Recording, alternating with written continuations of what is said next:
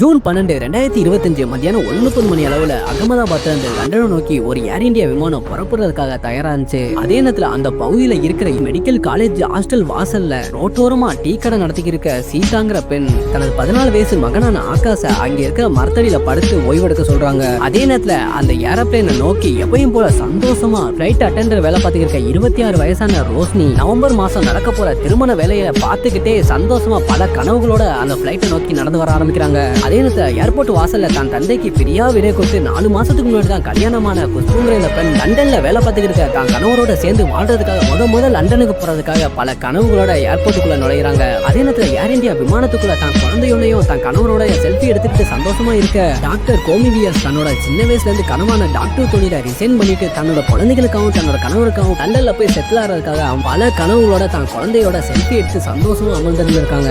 நேரத்தில் அந்த பிளைனை ஓட்டுறதுக்காக தயாராகிட்டு இருக்க பைலட்டான சபர்வால் தனது 80 வயசு தந்தையோட உடல்நிலை சரியில்லாதனால இந்த மாசத்தோட ரிலீவ் ஆகி முழு நேரமா தான் தந்தையை பாத்துக்கலான்னு ஒருவித சந்தோஷத்தோட பிளைன்ல வேலை பார்த்துட்டு இருக்காரு.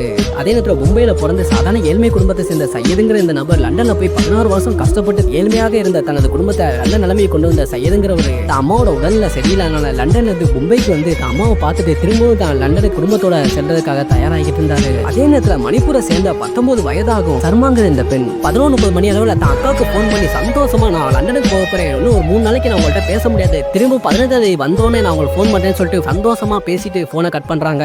அதே பகுதியில் தான் தந்தையை பார்க்க வந்த அன்சாரிங்கிற அந்த பையன் பிளைட் பறக்கிறத படம் பிடிக்கிறது வழக்கமா வச்சிருந்திருக்கான். அன்னைக்கு திடீர்னு ஒரு பயங்கரமான சத்தத்தோட ரொம்பவும் தாழ்வா பிளைட் பறக்கிறத பார்த்தோன்னே அதிர்ச்சி அடைஞ்ச அன்சாரி உடனே தான் போன் எடுத்து வீடியோ எடுக்க ஆரம்பிக்கிறான். வீடியோ எடுத்துக்கிறப்ப அன்சாரியோட கண்ணு முன்னாடியே அந்த பிளைட் ஒரு பில்டிங்ல போய் இடிச்சு பயங்கரமான ஒரு விபத்து ஆறத பார்த்த உடனே அன்சாரி நடுங்கி போறான். ஏன்னா அன்சாரியோட சின்ன வயசுல இருந்து மிகப்பெரிய ஆசை கனவு எல்லாமே அந்த பிளைட்ல போகணும்னா அந்த பிளைட் அவன் கண்ணு முன்னாடியே ஒரு பில்டிங்ல போய் இடிச்சு வெடிக்கிறத பார்த்த உடனே அன்சாரி நடுங்கி போறான். இந்த விமான விபத்துல ரோட்டோரமா படுத்து தூங்கிட்டு இருந்த அந்த 14 வயசு சிறுவன் தன்னோட தாய் கண்ணு முன்னாடியே இறந்து போயிடுறான். தன்னோட பையனை எப்படியாவது காப்பாற்றணும்னு அந்த அம்மா எவ்வளவோ முயற்சி பண்ணியும் அங்க இருந்த வெப்பத்தினால அந்த அம்மாவோட உடல்லையும் பயங்கரமான தீக்காயப்படுது. கடைசி அந்த பையனும் இறந்தும் போயிடுறான்.